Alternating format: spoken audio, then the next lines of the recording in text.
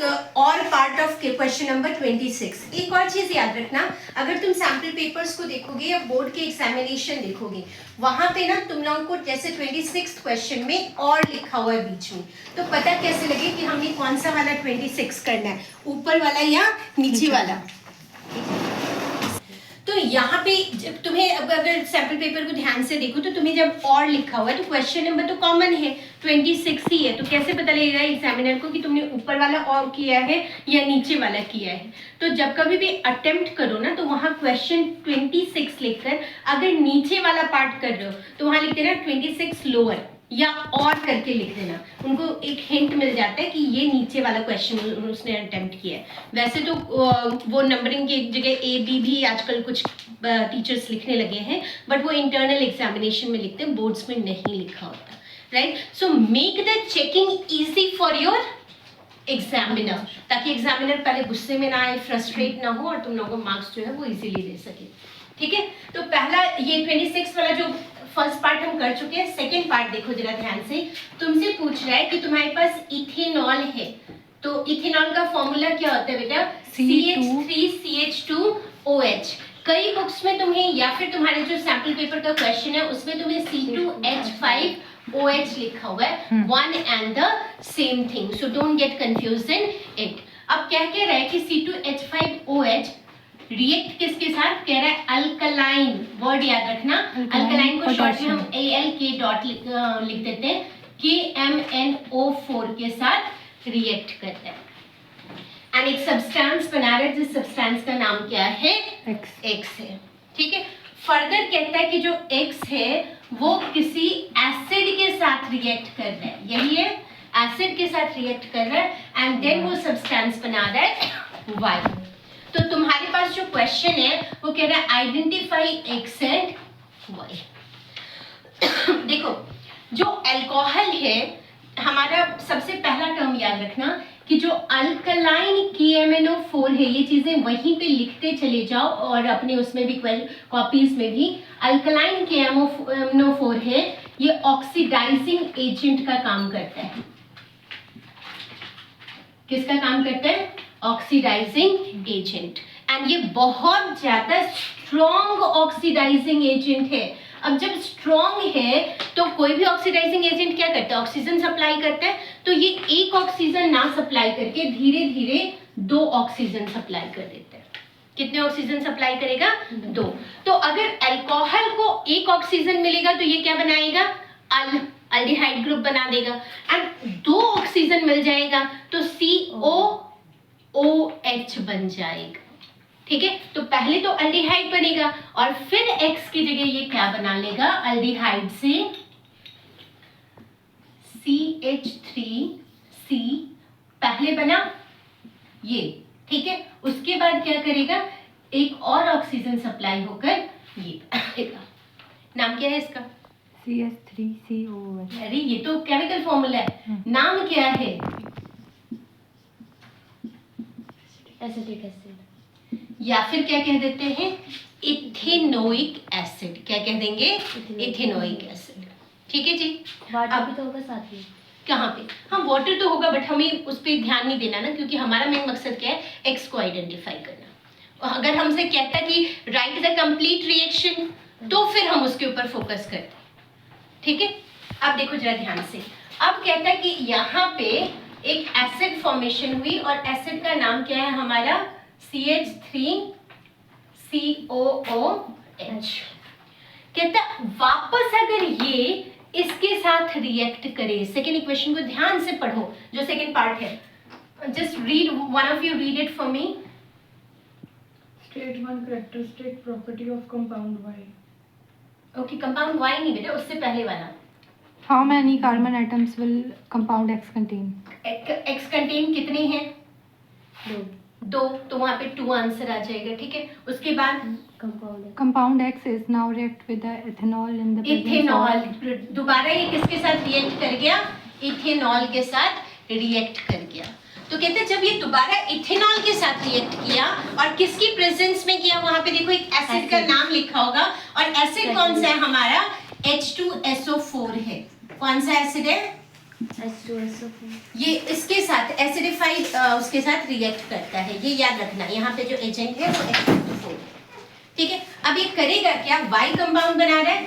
Y को देखो ध्यान से, यहाँ पे जो कटिंग हो रही है बेटा इसको समझना, ये डिवाइड होगा यहाँ से, देख रहे हो, ये यहाँ से डिवाइड हुआ, और ये वाला कहाँ से डिवाइड हो रहा है, यहाँ से डिवाइड हो रहा है। OH negative, H positive.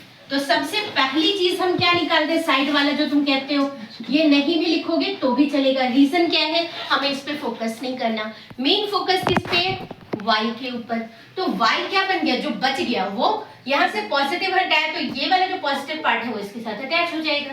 तो ये बनाया क्या इसने, CH3C डबल बॉन्ड O और इस O के साथ C2H5। क्या कहते हैं इसको,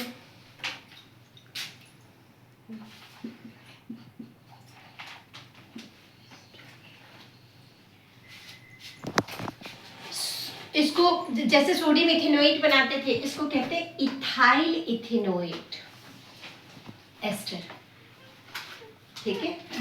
ये वाला ग्रुप कौन सा आ गया, ये वाला जो ग्रुप है इसको हम कह देते हैं इथाइल, ठीक है। और ये जो पार्ट बच गया, राइट, किसको हम कह देते हैं इथेनोएट, क्या कह देते हैं, या तो इथेनोएट या इथेनोइक एसिड, ठीक है जी। तो इथाइल इथेनोएट नाम क्या बन जाएगा इसका, इथाइल इथेनोएट। एनी डाउट, पक्का, चले आगे। अब तुमसे पूछा कि ये जो है इसका एक कैरेक्टरिस्टिक बताओ। एस्टर जब कभी भी लिखा हो ना, इसका फ्लेवर टेस्ट के लिए, ठीक है, तो ये याद रखना। और कैरेक्टरिस्टिक क्या लिखोगे, इट हैज फ्रूटी स्मेल, ठीक है, अच्छी वाली, गंदी वाली नहीं, सड़ी हुई नहीं, बिल्कुल प्लेजेंट सी फ्रूटी स्मेल होती है, ठीक है, जैसे एंटर होती है। कोई भी अब जो ग्रुप इसके साथ अटैच है, जैसे इसके साथ इथाइल ग्रुप है, इथाइल ग्रुप के साथ जो भी ग्रुप अटैच होगा मतलब उसकी जगह पे वैसी फ्रूटी स्मेल आएगी, समझ के। एस्टर ग्रुप का ये है, जो एस्टर ग्रुप बनता है उसका ये कैरेक्टरिस्टिक है that it has a fruity smell. चलिए अगले पार्ट पे। Now let's come on to question number 20। Question number 27 है, वो आपसे सबसे पहला जो पार्ट पूछ रहा है वो कहते हैं कोवेलेंट बॉन्ड क्या होता है। अब बॉन्ड हमेशा क्या होगा, दो चीजों के बीच का होगा, ठीक है। तो सीधा कहोगे कि whenever there is a bond formation between two or more atoms or elements by sharing of electrons, क्या वर्ड याद रखना है, शेयरिंग ऑफ इलेक्ट्रॉन्स अगर होकर कोई भी बॉन्ड बन रहा है तो उसको कौन सा बॉन्ड कहेंगे, कोवेलेंट। समझ गए। अगर कहीं पे, तो यहाँ पे तुमने जो याद रखना है वो क्या है, this is formed by sharing of electrons. मैं शॉर्ट में लिख देती हूँ। और don't forget to write example along. Example क्या आ जाएगा कोवेलेंट बॉन्ड का, जल्दी बोलो।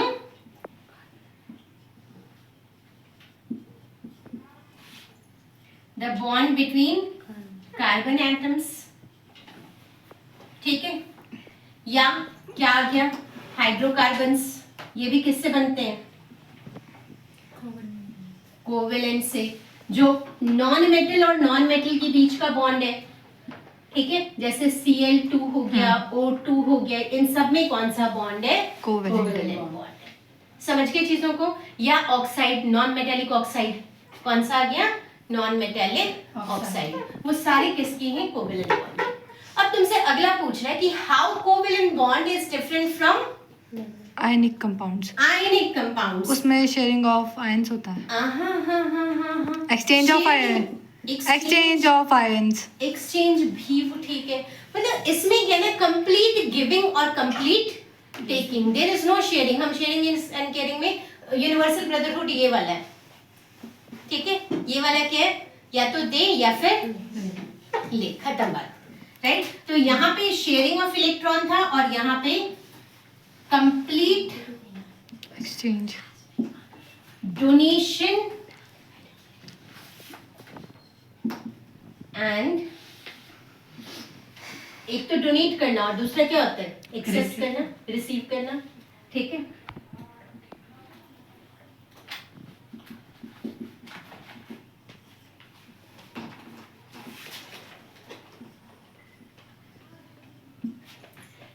एग्जाम्पल आयनिक के,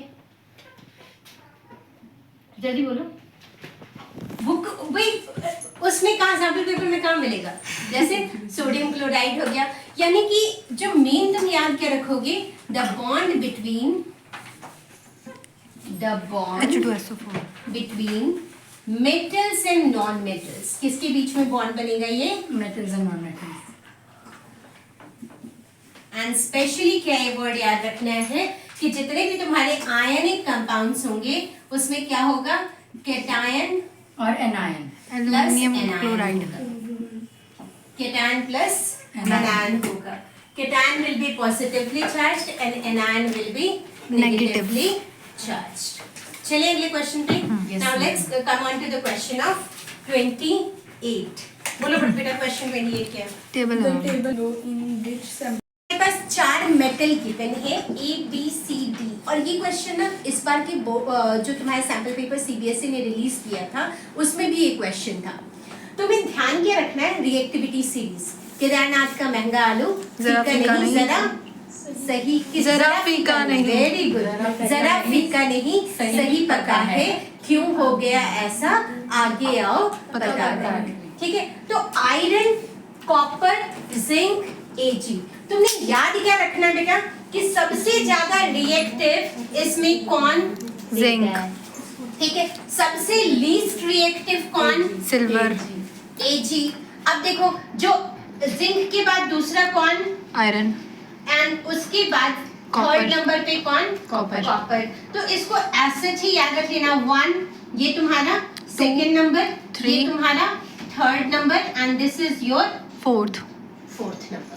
अब जो भी तुम्हारा क्वेश्चन होगा ना उसके बाद रीड करना। ओके। समझ गए? तो अब जरा देखो क्वेश्चन क्या पूछ रहा है तुम्हें टेबल के बाद। table के बाद हाँ, questions which is the most reactive metal in the given table? Which is the most reactive in the given table. तो गिवन टेबल पे तुमने याद रखना है कि भाई अगर वो आयरन के साथ, कॉपर के साथ, जिंक के साथ, सिल्वर के साथ तीनों से रिएक्ट कर जाए, चारों से, तो वो सबसे ज्यादा रिएक्टिव है। या फिर क्या है कि भाई 2 के साथ रिएक्ट किया, 3 के साथ रिएक्ट कर गया, जितने ज्यादा के साथ रिएक्ट कर गया। तो ठीक है। इसमें तुम देखोगे कि जो तुम्हारा बी वाला पार्ट है, ठीक है, वो 3 के साथ रिएक्ट कर रहा है। देखो जरा, जिंक के साथ सिर्फ रिएक्ट नहीं कर पा रहा, बाकी सबके साथ वो रिएक्ट कर रहा है ऐसा? हाँ जी। ठीक है। कॉपर के साथ भी तो नहीं कर रहा। लिखा नहीं है बस वहाँ पे। लिखे रही है। कॉपर के साथ कुछ नहीं लिखा है ना? हाँ जी, और कोई सिल्वर बात के नहीं, साथ बाकी भी। सिल्वर के साथ बाकी क्या क्या लिखा है? आयरन के साथ वो कर रहा है, बाकी जिंक के साथ तो कर ही नहीं रहा। आयरन के साथ तो रिएक्ट कर रहा है, यानी आयरन से ज्यादा वो है तो उनसे तो ऑटोमेटिकली कर लेगा। ठीक है, बाकी देखो और कोई है बी के अलावा? नहीं। डी तो बिल्कुल भी नहीं है। ए में एक कौन सा है? आयरन के साथ नहीं कर रहा है ना वो। आयरन सल्फेट के साथ नहीं कर रहा ना, जिंक के तो साथ फिर क्या कहते हैं, 1 मिनट, अगर आयरन के साथ नहीं कर रहा है तो फिर वो तो जिंक के साथ हाँ। कर रहा है। ये देखो वो लिखा नहीं है मैम। नहीं लिखा ना, तो यही आएगा ना बेटा। देखो नो रिएक्शन है तुम्हारा आयरन सल्फेट के साथ, रेडिश ब्राउन डिपॉजिट है कॉपर के साथ, ठीक है, जिंक सल्फेट के साथ कुछ नहीं, सिल्वर नाइट्रेट के साथ कुछ नहीं। बी वाला जो है तुम्हारा ग्रे डिपॉजिट है आयरन सल्फेट के साथ, जिंक सल्फेट के साथ नो रिएक्शन है। तो जब जिंक आयरन के साथ रिएक्ट करके तो ऑब्वियसली कॉपर एंड सिल्वर के साथ तो करेगा ही करेगा। जो तुम्हारा सी है वो नो रिएक्शन शो कर रहा है आयरन सल्फेट के साथ, कॉपर सल्फेट के साथ भी नो रिएक्शन है, यानी सिल्वर की कैटेगरी का, सिल्वर के साथ वो व्हाइट पीपीटी शो कर रहा है। और जो डी है वो तीनों सब किसी के साथ भी नो रिएक्शन, मतलब यानी B होगा। लीस्ट रिएक्टिव कौन हो गया? डी हो गया। लीस्ट रिएक्टिव कौन हो गया? बी हो गया। और मोस्ट रिएक्टिव कौन हो गया? B बी हो गया। अब देखो अगला क्वेश्चन का पार्ट देखो क्या है। What would you observe when B is added to a solution of copper, sulfate and wine? हाँ, तो अब तुमसे कह रहा है कि जो आयरन सल्फेट के साथ रिएक्ट कर गया, कुछ एक ब्लैंक्स दी हुई है ना कि तुमने ऑब्जर्वेशन बतानी है। तो जो आयरन सल्फेट के साथ रिएक्ट कर गया, तुम्हें लगता है कि वो कॉपर सल्फेट के साथ रिएक्ट करेगा? करेगा ही। करेगा, and it will displace copper from its position. It will displace copper from its position and its colour will fade, या कोई और कलर, जैसे जिंक है अगर तो जिंक सल्फेट बना लेगा। ठीक है, हाँ जी अगला। बी का और में पार्ट है. Name two metals which will displace hydrogen from dilute acids and two metals which will not. हाँ, दो मेटल जो हाइड्रोजन को उसके प्लेस से डिस्प्लेस कर देंगे. अब याद रखना कि जो भी रिएक्टिविटी सीरीज में हाइड्रोजन के ऊपर आता है वो सभी क्या करेंगे, डिस्प्लेस कर देंगे. सोडियम ले लो, पोटेशियम ले लो, एल्यूमिनियम, मैग्नीशियम, ये सारे क्या कर देंगे, आयरन, ये सब हाइड्रोजन को उसकी पोजीशन से डिस्प्लेस कर देंगे. अब वो मेटल्स जो हाइड्रोजन के नीचे हैं, जैसे गोल्ड ले लो, सिल्वर ले लो, मरकरी ले लो, ये सारे क्या करेंगे, डिस्प्लेस नहीं करेंगे. सिंपल. तो ये तुमने याद रखना है. ठीक है. हाँ जी, अगला question. C. Which of the above solutions can be easily stored in a container made up of any of these metals? Give a reason to justify your answer. 1. Iron sulfate. एक मिनट. अब कहते हैं iron sulphate के container में इन तीनों में से कौन सी चीज जो है वो हम स्टोर करके रख सकते हैं. तो भाई आयरन सल्फेट में एक तो तुम्हें आयरन का कंटेनर है, आयरन सल्फेट तो कर ही सकते हो क्योंकि आयरन तो आयरन के साथ रिएक्ट करेगा नहीं ना. अच्छा, copper sulphate less reactive zinc के साथ तो कर सकते जिंक हैं. रख सकते सिर्फ हैं. जिंक नहीं रख सकते, बाकी तीनों रख सकते हैं. Very good. अगला देखो. Copper sulfate. कॉपर सल्फेट के साथ भाई ये भी नहीं रख सकते, ये भी नहीं रख सकते, रिएक्ट कर जाएगा. क्या रख सकते हैं, AgNO3 एंड कॉपर सल्फेट खुद के रख सकते हैं. दूसरा जिंक सल्फेट के साथ सब रख लो. और Silver nitrate. कोई भी क्योंकि सिल्वर नाइट्रेट लीस्ट रिएक्टिव है. अब एक और चीज ध्यान से देखो. नॉर्मली ना अगर तुम लैब में जाते हो तो जितने भी केमिकल्स हमारे होते हैं या तो वो ग्लास के उसमें होते हैं कंटेनर में या फिर प्लास्टिक के कंटेनर में होते हैं. They are not at all kept in any other container. Reason क्या है कि भाई कोई भी किसी के साथ भी रिएक्ट कर सकता है. तो just to avoid such kind of reactions ये हम क्या करते हैं, अलग अलग कंटेनर्स में, या तो प्लास्टिक क्योंकि प्लास्टिक जो है वो रिएक्ट नहीं करता, या फिर ग्लास वाले कंटेनर में.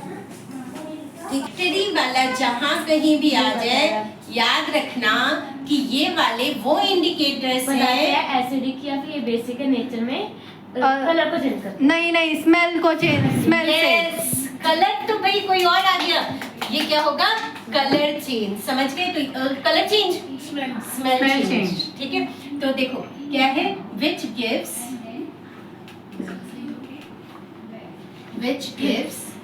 different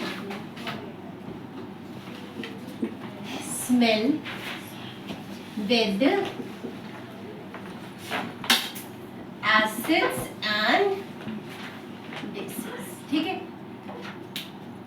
right. या फिर यहाँ पे क्या कहते हो, रिएक्टिंग विद भी लिख सकते हो. वर्ड क्या लिख सकते हो, रिएक्टिंग विद. समझ गए चीज को. चलिए अगले वाले पार्ट पे. अब देखो एग्जाम्पल, मैंने क्या कहा, जब भी ऐसी चीजें लिखोगे what you need to mention example. Onion. Very good. तुमसे पूछा भी है कि हाँ भाई कौन सी दो चीजें यूज हो सकती है, तो तुमने एक तो सही बोला अनियन, दूसरा 3 कराए हैं तुम्हें. अरे भाई देखो अनियन, दूसरा तुमने याद रखना है वनीला. हाँ ये तो कराया. क्या याद रखोगे, वनीला. एक P से था. नहीं भाई, C से था. It is clove. हाँ मैम. ठीक है. तो इन तीनों में से कोई भी दो तुम लिख सकते हो एग्जाम में. और कोई, पता नहीं मैम. और कुछ. अगला क्वेश्चन बोलो भाई. क्या पता नहीं ma'am. What is the pH scale?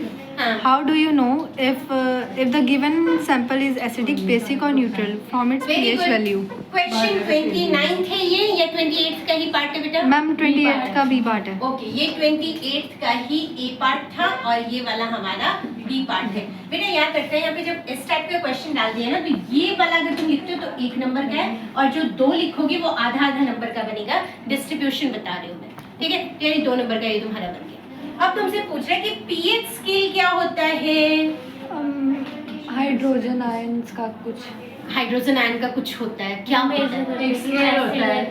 एक स्केल होता है जिसमें हम H पॉजिटिव आयन कितना रिलीज हुआ हाँ जी, है, हाँ. Release of H positive ion या count of H positive ion के बेस पे we categorise it to acid और बेसिस. ठीक है. अब ये पीएच का फुल फॉर्म ही क्या है, जिसमें हमने क्या करना है, हाइड्रोजन. एच से क्या वर्ड याद रखोगे, हाइड्रोजन. हाइड्रोजन काउंट कितना है, हाइड्रोनियम आयन या एच पॉजिटिव आयन का काउंट कितना है, वो हमारा पीएच स्केल. ठीक है। अब तुमसे पूछा है कि भाई कैसे इसको करोगे, तो तुम क्या बताओगे? It 0 used to to be 7 from 0 to 14. 14, ठीक है। इसमें अगर किसी का 7 आता है तो तो neutral. दैट 7 मैं ग्रीन से वो कर देती हूँ ताकि तुम्हें कलर भी याद रहे, क्योंकि ये पूछा जाता है कई बार एग्जाम में। Neutral. 7 तुम्हारा क्या बताता है? न्यूट्रल, ठीक है। अब इस साइड वाला और इस साइड वाला अलग अलग जाएगा, ठीक है। ये ब्लू कलर 0 से to याद रखना, 7 बेस। ये ब्लूइश शेड में होगा एंड ये जो शेड है वो क्या बताएगा? Base, base. ठीक है। इंक्रीज बेस 14 वाला सबसे ज्यादा बेसिक होगा। तो और इस साइड जैसे ही जा रहा है तो ये रेडिश कलर में होगा। कौन सा होगा? रेडिश शेड, याद रखना, ठीक है। अब रेड का जो शेड है उसमें क्या आ जाएगा? येलो, ऑरेंज और येलो आ गया, ऑरेंज आ गया, पिंक आ गया, ठीक है। तो ये सारा तुम्हारा क्या आ गया? एसिड, ठीक है। तो सबसे जैसे जैसे इधर चलते जाओगे डिक्रीज होता जाएगा, वैसे वैसे एसिड क्या है? इंक्रीज होता जाएगा। Let's come on to next question, that is, इसका कोई और C भी पार्ट part. है? C part. Give chemical name, formula and one use of plaster of Paris. Okay, देखो अब ये वाला जो तुम्हारा पार्ट था कि पीएच स्केल और ये तुम्हारा क्या कितने मार्क्स का हो सकता है? अगेन 1 से 2 नंबर का, 1 से 2 नंबर का, क्योंकि सी पार्ट भी है, हमें 5 नंबर का क्वेश्चन बनाना है। तो देखो सी पार्ट में तुमसे क्या पूछा?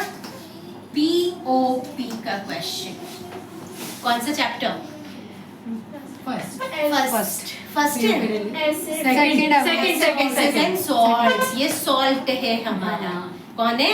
सॉल्ट। कहते हैं केमिकल नेम पीओपी का बताना है, प्लास्टर ऑफ पेरिस का, एंड उसका फॉर्मूला भी बताना है। तो पहले तुमने फॉर्मूला याद रखना है। इसका फॉर्मूला होता है CaSO4 डॉट हाफ H2O। ये तुम्हारा क्या है? इसका केमिकल फॉर्मूला। नाम क्या है भाई?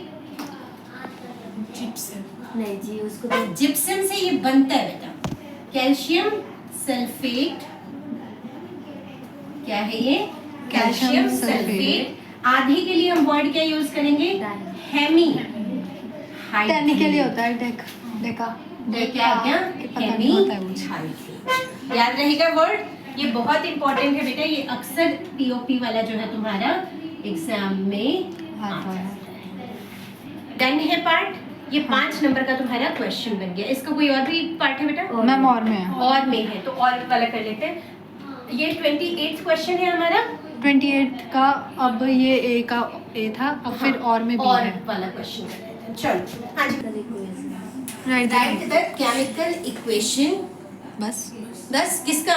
नहीं लिखा. अच्छा, यानी इसका क्या मतलब है? ये केस स्टडी टाइप आता है, वो नहीं लिखा, मतलब ये सी वाले का पार्ट का और है।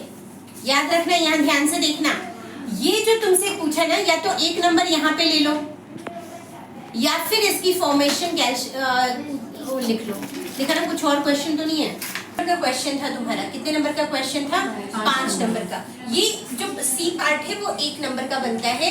आधा नंबर ये लिखने की और आधा नंबर ये, समझ गए? 2 नंबर का ये, 2 नंबर का ये, 1 नंबर तुमने पीएच क्या होता है वो बताने के लिए, 1 नंबर ये स्केल एक्सप्लेन करने के लिए। यहाँ पे 1 नंबर, आधा नंबर फॉर दिस, आधा नंबर फॉर दिस। 5 नंबर की डिस्ट्रीब्यूशन पता लग गई। यानी जब भी अटेम्प्ट करते हो तुम्हें एक मार्क्स, एक पॉइंटर देखना है कि मुझे आता है नहीं आता, आता है नहीं आता, ऐसे टिक करते जाना है। ठीक है, अब आते हैं इसका और वाले पार्ट पे। हाँ जी, बोलिए बेटा question. Write the chemical equation of formation of washing soda from sodium carbonate. अच्छा, सोडियम कार्बोनेट का फॉर्मूला बोलो जरा। मैं तो एन छोड़ रही हूँ, पहले सोडियम कार्बोनेट लिख लेती हूँ, तब तक तुम बताओ। हाँ, वेरी गुड. बोल बेटा, क्या बोला तूने? NaCO3. और कोई? Na2CO3. Very good. क्या होता है? Na2CO3। कार्बोनेट का जो है वो क्या है? बैलेंस -2 है वैलेंसी, और सोडियम का +2। ठीक है, तो बैलेंस करते हैं। अब कहते हैं Na2CO3 से तुमने बनाना क्या है वो भी बोलो। Washing soda. सोडा। पता है क्या है? तुम्हें ना ये चीज हमेशा एग्जाम में याद रखना है, किससे बनाना है और क्या बनाना है, ये पता होना चाहिए। तो वॉशिंग सोडा का जरा फॉर्मूला बताओ भाई, क्या बनाना है? तो आगे किसने? अब ये मैंने तुम्हें कहा था कि वैसे तो तुम लोगों के लिए भाई बहुत ज्यादा इजी कर दिया इन लोगों ने, अदरवाइज क्या था, ये थोड़ा सा पुट्ठा रिएक्शन बनता था। जो तुम्हें क्लोर वो उस पे बताया था ना, अमोनियम वाला प्रोसेस, बेकिंग सोडा वाला, उसमें जो पहला रिएक्शन बनता था, ठीक है, वो वाला रिएक्शन था। बट देन तुम लोगों के लिए बहुत आसान कर दिया। क्या करना है, सीधा सोडियम कार्बोनेट लिखना है, साथ में प्लस क्या कर देना है, 10 वाटर के मॉलिक्यूल्स प्लस कर दो, और फिर ये बन गया तुम्हारा Washing soda. Na2CO3.10H2O, that is washing soda. अच्छा, इसी का अगर केमिकल नेम पूछ ले तो? Sodium carbonate decahydrate. Very good, sodium carbonate decahydrate, याद रहेगा वर्ड। अब आगे अगला पार्ट क्या है इसका, तो ये अगर तुमने सही सही लिख दिया ना बेटा, तो इसका कितना नंबर मिल जाएगा तुम्हें? 1 नंबर। अगला पार्ट देखो क्या कहता है। Explain any two uses of washing soda from Sodium sodium carbonate. Okay, अब explain any 2 uses of washing soda.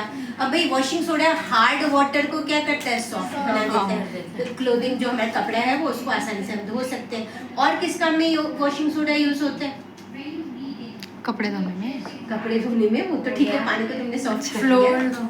Floor धोने में, हाँ ऐसा तो लिखा है, मतलब क्लींजिंग एजेंट है ये। क्या है ये? Cleansing agent. अब भाई ये सब चीजें तो तुम्हारी नॉर्मल आ गई ना, कि क्लींजिंग एजेंट है जी, ये कर दिया जी, वो कर दिया, इसको धो दिया, उसको धो दिया, भाई धो दिया, खत्म हो गई बात। आगे बताओ कि आगे क्या है ना, और क्या क्या यूज कर सकते हैं। इसके यूजेस दो तुमसे पूछे तो 2 नंबर का तुम्हारा आ जाएगा। क्या क्या लिख सकते हो? वाटर को सॉफ्ट करने के लिए यूज होगा, ठीक है। और उसके बाद क्या होगा? क्लेंजिंग एजेंट यूज होगा, राइट। फैक्ट्रीज में यूज होगा to prepare so many things, right. तो ये सारी चीजें तुम, क्योंकि सोडियम कार्बोनेट है, सोडियम कार्बोनेट से तुम बहुत सारी चीजें बना सकते हैं ना, सोप वगैरह। सोप तो बेटा ये वॉशिंग पाउडर है, अच्छा। समझ रहे हो, वॉशिंग सोडा तो ऑलरेडी है, तो सर्फ और डिटर्जेंट वगैरह जो है वो है ये। सोप जो है वो तुम्हारा वो नहीं होता, क्या नहीं होता, हार्ड वाटर को सॉफ्ट नहीं करता, ये डिटर्जेंट है तुम्हारा, राइट। इससे तुम क्या कर सकते हो, और बहुत सारी केमिकल्स जो है क्लीनिंग पर्पस के लिए वो बनाने में हेल्प कर सकते हो, राइट। इसी में और कुछ चीज़ें ऐड करते जाओगे तो बहुत सारी अलग अलग चीज़ें बनती चली जाएगी। सी पार्ट है। यूजेस जो है वो कितने नंबर तुम्हें दे देगा? 2 2 नंबर, क्योंकि तुमने 2 लिखे हैं। अब आ जाओ तीसरे पार्ट पे। इसका तीसरा पार्ट क्या कहता है बेटा? Explain chlor-alkali process with Chemical chemical equation. equation. Name the products formed by the cathode and anode. Explain क्लोर alkali process. Very very very important. देखो यहाँ पे तुमसे ये नहीं पूछा कि क्यों कहा जाता है क्लोर अल्कली प्रोसेस, तो उस पर फोकस ही नहीं करना, हमने क्या करना है, एक्सप्लेन। तो एक्सप्लेन वर्ड में सबसे जो पहला है वो क्या लिख दोगे? डेफिनेशन। क्या लिख दोगे? डेफिनेशन। तो क्लोर अल्कली प्रोसेस के अंदर होता क्या है, हम सबसे पहले लेते हैं एक solution which begins with B and ends with E. Barium. Bleaching powder. भाई तुम लोग ना, ब्लीचिंग पाउडर में ई कहाँ आता है बेटा? Last में. 1 मिनट। Brine. कौन सा सॉल्यूशन है? Brine ये तो solution of हाँ बोल। सोडियम आगे क्लोराइड हाँ। विद क्या? water. Water. Sodium chloride with water, ठीक है। तुझे मिलेगा। अब वही हमने लेना है यहाँ पे, सोडियम क्लोराइड विद वाटर। तो ले लो भी सोडियम क्लोराइड ब्राइन जो है वो यूज कर लो, नमक वाला पानी ले लो और बना लो। तो रिएक्शन क्या आएगा देखो जरा।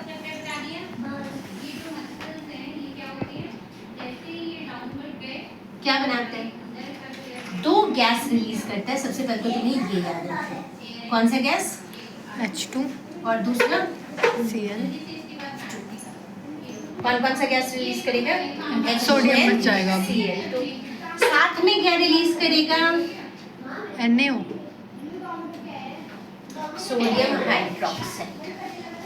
सोडियम हाइड्रोक्साइड याद रखना, ठीक है। तो क्या लिखोगे? व्हाट इज क्लोर और अल्कली प्रोसेस? एक्सप्लेन में क्या लिखोगे?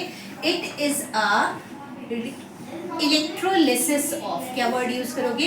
It is an electrolysis of brine solution. सीधा लिख लो इसको, it is an electrolysis of Brine brine solution. Solution. यानी जब मैं वर्ड यूज कर रही हूँ इलेक्ट्रोलिसिस, तो यहाँ पे हम क्या पास करेंगे बेटा? Electricity. कर दो पास। अब जैसे ही इलेक्ट्रिसिटी पास किया है तो एनोड और कैथोड भी होना चाहिए। तो ये आता है हाइड्रोजन जो है आपका वो किसके ऊपर डिपॉजिट होगा? कैथोड पे मैम। और क्लोरीन किस पे होगा? एनोड पे। एनोड पे। और ये आपका नियर कैथोड। ठीक है। एक और चीज याद रखना, ये आपका जो सोडियम हाइड्रोक्साइड है ये स्पेशली क्या है बेटा, अल्कली। अल्कली मतलब वाटर सोल्यूबल बेस, कल बताया था। हाँ जी। अल्कली का क्या मतलब, Water water soluble soluble base। Base. Chlorine आपका क्या आ गया, नेगेटिव आयन एनोड के ऊपर जो हो रहा है, एंड हाइड्रोजन पॉजिटिव आयन। पूरी रिएक्शन में कोई प्रॉब्लम, नो मैम, एक्सप्लेन कर दिया। कर दिया। डिफाइन क्या करोगे, एक बार बोलो जरा। It is an electrolysis of Brine solution। Brine solution. And don't forget to mention brine solution क्या है, NaCl plus H2O, which ये है gives rise तुम्हारा, to NaOH plus ना वो गिव राइज टू बाद में, ये तुम्हारा क्या है, समझ गए जी।